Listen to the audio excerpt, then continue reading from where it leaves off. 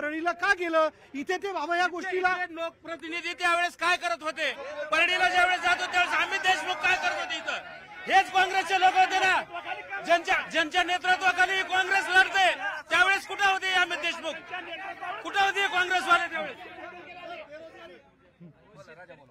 आम्हाला ही म्हणायचं की 10 वर्ष झाले त्यांनी धान्याला भाव देतो, धान्याला भाव देतो. ती एक सिंगल जर कामगार तिथं गेला असेल त्या कोच फॅक्टरीमध्ये तर तुम्ही आम्हाला सांगा, लातूरच्या एक सिंगल कामगार गेला नाही. आणि फक्त आमच्या मधले दलाल 50 खोक्याला घेऊन ते राज्य भ्रष्टाचारी त्यांनी चालवलं. मला एक सांगा, त्यांनी सांगितलं ज्यावेळी हे संशोधन केंद्र परळीला जात होतं तेव्हा तुमचे लोकप्रतिनिधी काय करत होते? लातूर जिल्ह्यामध्ये सगळ्यात जास्त आंदोलन आम्ही केलं, आम्ही आंदोलन केले, सगळ्यात जास्त विरोध केला, आम्ही विरोध केला. एक मिनिट लातूर जिल्ह्यातल्या सर्व बाजार समित्या बंद करून शिवसेनेच्या वतीनं हे केंद्र लातूर होय म्हणून आम्ही आंदोलन उभा केलं. पण इथल्या कोणामुळे गेलं ते या सरकारमुळे गेला. ठीक आहे. आता ऐकलं, मी तुमच्याकडे घेतो ना इथला प्रश्न, शेतकऱ्याचा प्रश्न घेतो. यांनी म्हटलं संशोधन केंद्र जे परळीत गेलं सोयाबीनवरचं ते लोकप्रतिनिधींच्या अनास्थेमुळे गेलं. यांचं म्हणणं आहे की याला हे जबाबदार आहे, यांचं म्हणणं हे जबाबदार आहे. तुमचं काय म्हणणं आहे? संशोधन केंद्रापेक्षा सर सोयाबीनला गेल्या 10 वर्षापूर्वी जी खर्च येत होता त्याच्या चौपट खर्च येऊ लागलाय आणि सोयाबीनचा भाव आज 4000वर आलाय. त्याला सोयाबीनला भाव मिळणं महत्वाचं आहे. या धोरणामुळे भाव मिळत नाही ह्याच्यात महत्वाचं आहे. आता इकडली पार्टी जी म्हणला, सर तुम्हाला सांगतो कधी इकडली इकडे येते कधी इकडली इकडे येते. ते महाराष्ट्रातलं राजकारण तर माहित आहे की. ठीक आहे. सोयाबीनचं केंद्र परळी न्यायचं कारण अजितदादा नवीन ह्यांच्या बरोबर सोयरीक मानले होते. काय हे आमचे आहेत गद्दार, ह्यांना तर बोलायची हिंमतच नाही एकनाथ शिंदेला. हाणलं अजितदादानं. आमच्या मधले चोर घेऊन ह्यांनी राज्य करलं, त्याच्यासाठी त्या परळीवाल्यानं केंद्र इथलं सोयाबीन केंद्र पळून नेलं. बरं ठीक आहे. तिने मान्य आहे संतोषराव, तुम्ही आंदोलन केलं, तुम्ही होतो. धनंजय मुंडेने काय म्हणले ते, इथं काम तुम्ही अजून डबल मागा, 2-3 केंद्र देऊ, एका केंद्राचा विषय नाही, अजून डबल केंद्र देऊ आपण म्हणलो. इथले का पालकमंत्री, इथले मंत्री का झोपले होते का? लातूरचे मंत्री का झोपले होते का? धनंजय मुंडे साहेबांनी तिकडे नेल्यानंतर आणखी एकदा मागणी करायची, आणखी एकदा डबल आणलं असं तर तुम्हाला लातूरचा विकास करायचा नाही का? लातूरचा पूर्ण खेळखंड भाग करायचा. शेवटचा मुद्दा, वेळ ब्रेकची झाली. हे बघा सर, मूळतः सोयाबीन उत्पादक महाराष्ट्रातला सगळ्यात मोठा जिल्हा लातूर आहे आणि देवणी ही परंपरेनं आमच्याकडे आहे. म्हणून आम्ही देशमुख जेव्हा पालकमंत्री होते तेव्हा लातूरचा पहिला हक्क होता म्हणून तो लातूरला केलं होतं. देवणी वेळू तर हा म्हणजे भारतीय संस्कृतीपासून लातूरचा आहे, त्याच्यामुळे लातूरला ते केंद्र होतं. आणि या परिसरामध्ये सोयाबीन सगळ्यात जास्त लातूर जिल्ह्यामध्ये होतं, त्याच्यामुळे लातूरला गेलं होतं. तर लातूरचं चोरून परळीला नेलं यांनी फक्त स्वतःच्या स्वार्थासाठी. मी येतो 2 वर्षापूर्वी मी आलो होतो तेव्हाही MIDCचा मुद्दा म्हणजे लातूर जिल्ह्यावरती ही ना उद्योग क्षेत्राचा ठपका आहे आणि हे लाजिरवाण आहे, लज्जास्पद आहे. आणि याची लाज जी आहे किंवा याबद्दलचं शल्य विरोधक आणि सत्ताधारी या दोघांना वाटायला हवं. चला. एकंदरीत आपण पाहायला गेलं MIDC railway coach factory MIDC मध्ये चाललेली आहे आणि इथल्या आमदार खासदारांनी सांगितलं की प्रत्यक्षरित्या 1.5 ते 2 लाख लोकांना रोजगार भेटणार. पण आता सध्या परिस्थितीला तिथं 4 वेळेस उद्घाटन झालं पण अद्याप एकही बोगी इथून बाहेर पडली नाही. आणि एकंदरीत आपण पाहायला गेला तर लातूर जिल्ह्यामध्ये बेरोजगारीचं मोठं प्रमाण आहे. काल परवा दिवशी भाग्यश्री सुडे ही जी शिक्षणासाठी पुण्याला गेली होती त्याच पार्श्वभूमीवर भरपूर विद्यार्थी लातूर पुण्याला शिकायला जातात. म्हणजे लातूरमध्ये रोजगाराचे साधन नाही, त्यासाठी लातूरच्या लोकांना पुणे मुंबईला जावं लागतं. इथले आमदार खासदार काहीच करत नाहीत, फक्त आश्वासनं देतात.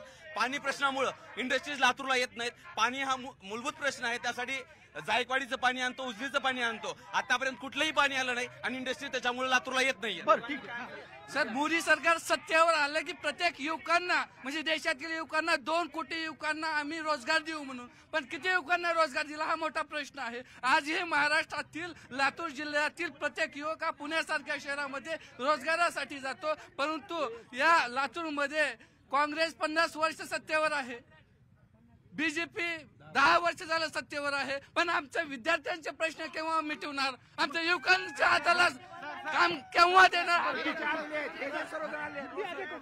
मला एक विचारायचं आहे, आपली मीडिया जी आहे ती बीजेपीला विकली आहे का नाही विकली? नाही तो प्रश्न नाही. असं असतं ऐका, मी सांगतो तुम्हाला, असं असतं तर मी दोघांना वेळ नसता दिला. मी हे नसताना विचारलं ना की तुमच्या खासदारांनी 5 वर्षात काय कामं केली. ऐका ना, इकडे शरद पवार आहे, तिकडे अजित पवार आहेत, तिकडे शिंदे आहे, तिकडे फडणवीस आहे. मी सर्वसामान्याचा प्रश्न घेतो. आलो तुमच्याकडे, प्रश्न विचारा. I don't ask in ground level question, I ask to national level question. Prakash Ambedkar साहेबांना मोदीला चोर म्हणला, त्याच्या मागे ईडी लावला का? बरं, प्रश्न काय? मग घोटाळा का केला? महाराष्ट्रामध्ये शेतकऱ्याची आत्महत्या प्रश्न गाजला, पूर्ण महाराष्ट्राला लाज वाटेल एवढ्या शेतकऱ्यांनी आत्महत्या केल्या. आणि या येणाऱ्या काळामध्ये जे सगळे सुशिक्षित तरुण आहेत त्यांना सुद्धा आत्महत्या कराव्या लागतील या परिस्थितीमुळे. त्यामुळे सर्वांना लाज वाटली पाहिजे. महाराष्ट्रामध्ये राहत असताना, देशामध्ये राहत असताना या तरुणांनी जर आत्महत्या केली तर त्याचं श्रेय कोण घेणार, ही सगळ्यात महत्वाचा प्रश्न आहे. आता हे जे विषय चाललेत ना, देवणीचं जे गोवंश आहे लातूरमध्ये, जे देवणी जातीचं इथं आहे, ते परळीला गेले. ह्या राजकीय नेत्यांना माहिती नाही का? यांना विचारा तुम्ही. हे जे आहेत ना, हे उगा सोंगा डोंगाचे लोक आहेत. आणि इथे पत्रकार लोक एकच आहे ते सर. सध्या पोलीस भरतीचं 17,000चं जागा निघालेल्या आहेत, पण काही मागच्या वर्षीतल्या वय संपून गेलेले विद्यार्थी आहेत. त्या विद्यार्थी आज 1.5 महिना झालं ह्या मंत्र्यांना, खासदारांना, सर्वांना निवेदन देत आहेत, पण एकही सत्ताधारी किंवा विरोधक किंवा हे कोणतंच त्यांच्यावर लक्ष देत नाहीत. हा मुद्दा सर, आता 2 दिवसावर परीक्षा फॉर्म भरायची डेट संपत आलेली आहे. मी एक स्पेसिफिक प्रश्न ऐका. तुमच्याकडे पाणी नाही म्हणून उद्योग येत नाहीत, उद्योग येत नाही तर रोजगार नाही, ही सगळी साखळी आहे. मला सांगा, 2 राष्ट्रवादी, 2 भाजप, काँग्रेसचे प्रतिनिधी असताना किंवा काँग्रेसची यापूर्वी इतक्या वेळेस सत्ता असताना का हा प्रश्न सुटला नाही हो? सर एक सांगतो, कारखानदारीच्या माध्यमातून सन्माननीय स्वर्गवासी विलासरावजी देशमुख साहेबांनी या शेतकऱ्याचं तर भलं केलं जिल्ह्यातल्या, पण त्याच्याबरोबर कित्येक लोकांना रोजगार सुद्धा मिळाला. म्हणजे रोजगार मिळाला असं नाही, विलासराव देशमुख आणि कारखान्याबरोबर शेतीला सुद्धा फायदा, शेतकऱ्याला सुद्धा फायदा केला. आणि सगळे कारखाने देशामध्ये नंबर 1 चे कारखाने देशमुखाच्या ताब्यात असलेले. रोजगार, त्याच्यामुळे रोजगार काय मिळाला? MIDC लातूर, मी सांगतो लातूर हे मला सांगा, तुम्ही अमित विलासराव देशमुख मेरा समर्थक असं म्हणून इथं आलेला आहात की नाही? त्यांच्या कट्टर समर्थक आहात की नाही? या लातूरला, ऐका ना, या लातूरला एकदा नाही 2दा मुख्यमंत्रीपद मिळालं, बरोबर? एकदा केंद्रीय गृहमंत्रीपद मिळालं, बरोबर? का पाण्याचा प्रश्न सुटला नाही हो? पाणी हा मूलभूत विषय आणि प्रत्येकाचा हक्क आहे. पाण्याचा प्रश्न न मिटण्याचे भौगोलिक कारण आहेत. लातूरचं जे भौगोलिक ठिकाण आहे ते उंचीवरचं आहे आणि त्याला पर्याय म्हणून माननीय विलासराव देशमुख साहेबांनी मांजरा नदीवरती 11 बॅरेजेस बांधले, जिथं पाणी मुरलं पाहिजे. आजही पाणी त्या ठिकाणी आहे. आणि भौगोलिक दृष्ट्या मांजरा धरणामध्ये मांजरा धरणाचा जो कॅचमेंट एरिया आहे तो पूर्णतः लातूर जिल्ह्याच्या बाहेरचा आहे. लातूर हा भौगोलिक दृष्ट्या उंच ठिकाणावर आहे, त्याच्यामुळे बाहेरचं पाणी आणण्यासाठी, पंपिंगसाठी ह्या देवेंद्र फडणवीसच्या सरकारनं आम्ही मंजूर केलेल्या योजनेला अजूनही फंड दिलेला नाही, त्याच्यामुळे लातूरला पाणी नाही. ठीक आहे, ऐका, उत्तर घेतो. मला एक सांगा, इतकी वर्ष काँग्रेस सत्तेत होती तेव्हा इथं प्रश्न होता की नाही? काँग्रेसच्याच कारकिर्दीत रेल्वेने इथं पाणी आणावं लागलं की नाही? काँग्रेसच्या कारकिर्दीत आणावं लागलं नाही, त्याचं फक्त राजकारण केलं, प्रोपगंडा केला. आमच्याकडे पाणी होतं. विलासराव देशमुख फाउंडेशननी प्रत्येक घरामध्ये टँकरच्या माध्यमातून फ्री पाणी दिलं. विलासराव देशमुख फाउंडेशननी तेव्हा लातूरची जबाबदारी आम्ही घेतली. तुम्ही उत्तर द्या. मला सांगा, पाणी नाही तर इंडस्ट्री नाही तर रोजगार नाही. 100% बरोबर आहे. पाणी नाही, अरे नरेंद्र मोदी म्हणा ना फेकू म्हणण्यापेक्षा पाणी नाही. मांजरा खोरे हे कायमस्वरूपी तुटीचं खोर आहे. हे महाराष्ट्र शासनाच्या शासनात लेखी नोंद आहे. त्याच्यामुळं इथं पाणी जर आणायचं आहे, उस्मानाबाद जिल्ह्यामध्ये जर पाऊस पडला तर इकडे पाणी येऊ शकतंय. दोन्ही जिल्हे आम्ही दुष्काळी जिल्हे आहोत, म्हणून कोयनाचं पाणी आणायचं हे सगळा प्रयत्न होता. तो प्रयत्न सक्सेसफुल झाला नाही. पण लातूरमध्ये जर तुम्ही इंडस्ट्रीज म्हणताल तर आज कीर्ती ऑइल मिल सारखी देशातली one of the biggest oil industry आहे. 3 ऑइल इंडस्ट्री आमच्याकडेच आहे. आमच्याकडे 10 साखर कारखाने आहेत. ह्या सगळ्यातनं 7, 8 सॉल्व्हंट प्लांट आहेत. आम्ही डाळ ही लातूरची फेमस आहे. त्याच्यामुळं आमच्याकडे आमचे व्यवसाय आहेत. पण विलासराव देशमुख साहेब सीएम असताना लातूरच्या MIDC मध्ये 2 युनिट आणले होते. एक टेक्सटाईल झोन आणि एक IT झोन. ह्या पैलवानाने विचारा भाजपच्या ते दोन्ही झोन काय करायलेत. एक सुधीर धुत्तेकरला दिलाय भाजपच्या आणि दुसरा एकाला दिलाय. लातूरच्या पाण्याच्या बद्दल 2003ला जेव्हा विलासराव साहेब दुसऱ्या वेळेला मुख्यमंत्री झाले त्यावेळी लातूरला फक्त नागझरीचं पाणी होतं. 2003ला साहेबांनी धनेगावचं पाणी रिझर्व्ह केलं आणि लातूरला 3 TMC पाणी आपोआप येतं. पहिला प्रश्न. दुसरा, लातूरला 9 सॉलेक्स प्लांट आहेत. दालमिल आहे, दालमिलचा हब आहे. लातूरला पूर्ण देशातला दालमिलचा हब आहे. इथला लातूरहून दालमिलचा भाव निघतो. हे सगळं विलासराव देशमुख साहेबांमुळे घडलं. राहता प्रश्न अमित देशमुख साहेबांचा. तर अमित देशमुख साहेबांनी सुद्धा नवनवीन कारखाने उभा करून नवनवीन उद्योग आणले आणि त्या माध्यमातून रोजगार तयार करण्याचा प्रयत्न होतोय. पण त्या प्रयत्नाला केंद्र शासनाकडून किंवा राज्य शासन हे इथले प्रश्न मांडण्यासाठी आले नाहीत. हे इथले प्रश्न मांडण्यासाठी रोजगाराचा मुद्दा, रोजगाराच्या बाबतीत तिथल्या बोलायला गेलं तर रोजगाराच्या ह्याच्यामध्ये जवळजवळ 150 ते 200 ट्रॅव्हल्स लातूरमधून जातात आणि दररोज येतात. इथून दररोज तरुण जातो आणि दररोज तिथल्या जॉबसाठी. मला सांगा रोजगाराच्या बाबतीत काय झालं इथे. ह्या दोघांनीही आश्वासनाच्या नावानं लोकांना काहीच दिला नाही. काही झालं नाही आतापर्यंत रोजगारांसाठी. कारण एवढे अजून सुशिक्षित बेकार लोक पडलेले आहेत ज्यांच्या नोकऱ्यांसाठी त्यांनी हतबल आहेत. म्हणून या सरकारने नोकऱ्या उपलब्ध केलेल्या नाहीयेत. ज्या परीक्षेला 200 रुपये लागतात ते आता 1,000 रुपये घेऊन फडणीस घर भरलं आहे त्याचं. बरं ठीक. उत्तर घेतो तुमच्याकडे येतो. रोजगाराचा मुद्दा पाण्याचा मुद्दा. पाण्याचा मुद्दा आहे. होय, 100% शेतकऱ्यांना पाणी पाहिजे आणि ते पाणी देण्यासाठी सरकार कुणाचंही असो, ऐकारे जरा ऐकून घ्या, सरकार कोणाचंही असो, सरकारनं निर्णय केला पाहिजे. पाणी प्रश्नावर बोललं पाहिजे. आणि आज पाणी प्रश्नावर जे लोक विषय उपस्थित करतात त्यांचा नेता सत्तेत मुख्यमंत्री होता. दोन्ही भाऊ आमदार आहेत आणि मग एवढा असताना, एवढी ताकद असताना हे पाणी लातूरला पोहोचू शकलं नाही. हे निष्क्रिय आमदार आहेत. पण मला सांगा लातूर विधानसभेवर किती वर्ष झालं देशमुखांची सत्ता आहे? 15 वर्ष, 20 वर्ष झालं, 25 वर्ष झालं. 25 वर्षामध्ये यांनी लातूर शहराचा पाणी पुरवठा कधी सुरळीत ठेवलाय का? याच्या मागचं कारण काय? किती निधी मंजूर झाला? काय झाला? भारतीय जनता पार्टीच्या काळामध्ये मराठवाडा वॉटर ग्रीड प्रकल्प मंजूर झाला. तो यांनी बंद पडला.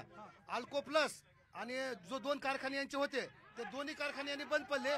आणि केंद्रीय सध्या जो रेल्वे बुकीचा कारखाना त्याच्यामध्ये 12,000 रोजगारांना काल परवा रोजगार मेळावा घेऊन त्यामध्ये 12,000 तरुणांना संधी देण्याचा प्रयत्न भारतीय जनता पार्टीच्या अंतर्गत करण्यात आलेला आहे.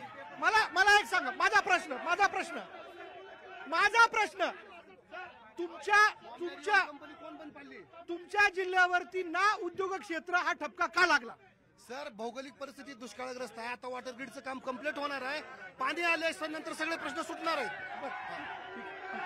तुमच्याकडे जेव्हा 2014ला निवडणूक चालू झाली तेव्हा 2 कोटी रोजगारांची घोषणा कोण केली होती? महाराष्ट्रातले उद्योगधंदे पळवून नेणारे कोण आहेत?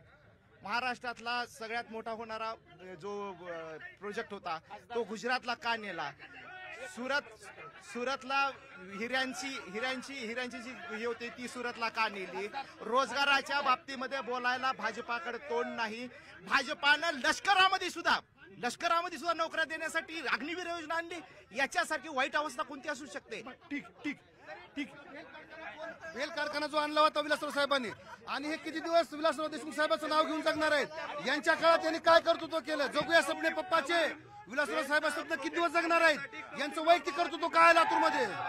वैयक्तिक कर्तृत्व काय? ऐका ना, घोषणा देऊन काही होणार नाही. असं असेल तर मी येत नाही. बोला. सर इथले प्रश्न हे दोन्ही सत्ताधारी विरोधक मांडत नाहीत म्हणून इथे जे एक पत्रकारांचा एक ग्रुप आहे माझा लातूर नावाचा, ते लोक इथला दवाखान्याचा प्रश्न, पाण्याचा प्रश्न, आरोग्याचा प्रश्न हे सगळं मांडायला लागलेत. हे जे म्हणतात ना आम्ही केलो तुम्ही केलो, दवाखान्याचा प्रश्न घेऊ, सिव्हिल रुग्णालय, सिव्हिल हॉस्पिटल ऐका, एकनाथ शिंदेचं वैद्यकीय मदत कक्ष किंवा एकूण काम मोठं आहे, एवढं जर त्यांचं काम मोठं आहे, ऐका ना मला सांग, ठीक आहे, हॉस्पिटलचा विषय केव्हा सोडवणार आहे सांगा, टाइम बाउंड सिच्युएशन मध्ये. सन्माननीय एकनाथराव शिंदे साहेबांनी आरोग्याच्या बाबतीत घेतलेले जे निर्णय आहेत, हे निर्णय महाराष्ट्रातल्या नाही तर या देशातल्या सगळ्या जनतेने मान्य केलेला आहे. कुठल्याही आरोग्याच्या बाबतीत एकही चुकीचा निर्णय एकनाथ शिंदे साहेबांकडून. सिव्हिल हॉस्पिटलच्या बाबतीत 100 खाटाचा हॉस्पिटलला मंजुरी मिळालेली आहे. तो ते पाप ह्यांचाच आहे. ज्या कृषीची जागा आरोग्य खात्याला द्यायला पाहिजे ती जागा ह्या लोकांनी न दिल्यामुळे प्रकल्प थांबलेला आहे. 100% सिव्हिल हॉस्पिटल होणार म्हणजे होणार. बर सिव्हिलचं सांगतो, ह्या माणसाला म्हणाव शिवाजी माने अभ्यास करून या. 100 खाटाच नाही 500 खाटाचा दवाखाना मंजूर झाला. 180 कोटी रुपये मंजूर झालेत. काय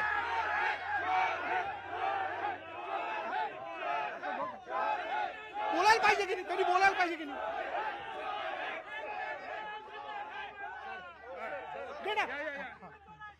180 कोटी रुपये ह्यांच्याच काळात मंजूर झालेत. जागा आहे, सगळं आहे.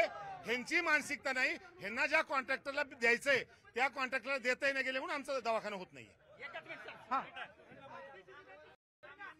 इथं लातूरमध्ये विलासराव देशमुख वैद्यकीय महाविद्यालय काँग्रेसच्या कालखंडामध्ये झालं म्हणून इथलं सिव्हिल रुग्णालय बंद झालं आणि त्याला अमित देशमुख इथं जागा बघितली आहे. जागेची अमाऊंट शासनाकडे भरायचा वेळ आला आणि सरकार बदललं, पण ह्या सरकारनं ती जागा 3 कोटी रुपये भरायचे सरकारनं भरले नाहीत. या आणि दुसरी गोष्ट पैसे भरले नाहीत आणि दुसरं इथला जो दवाखाना आहे, इथला सुपर स्पेशालिटी हॉस्पिटल दवाखाना हे आरोग्य मंत्र्याच्या नातेवाईकाला विकायचा डाव ह्या सरकारनं मांडलाय. तुमचा मुद्दा.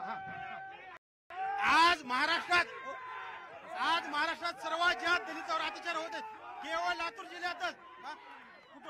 आणि आनंद कोटंबे प्रकरण राहू, कारण की त्याला कुत्र्याने मारहाण झाली होती, त्याच्यामध्ये पोलीस दखल घेतले नाहीत. तसेच आमच्या सचिन लांबकरेवरचा मर्डर झाला.